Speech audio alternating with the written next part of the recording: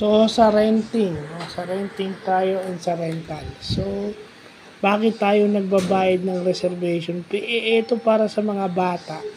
Sa mga bata na nagtatanong kung ano tong reservation fee na to.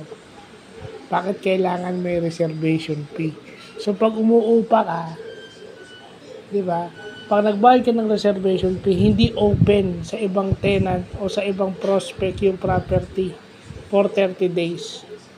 So after 30 days at hindi kayo nakapagbayad hindi kayo nakapag-finalize ng contract, mapoforfeit yung reservation fee nyo. Wow, walang visa yun. Open ulit yung property sa iba. So hindi lang natin alam kung refundable yung reservation fee. Usually hindi na refundable yun.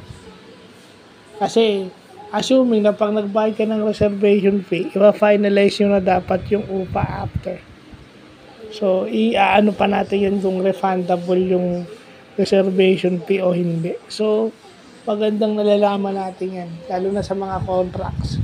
Nalalaman natin kung refundable yan sa mga lease contracts halimbawa. So, yun lang po.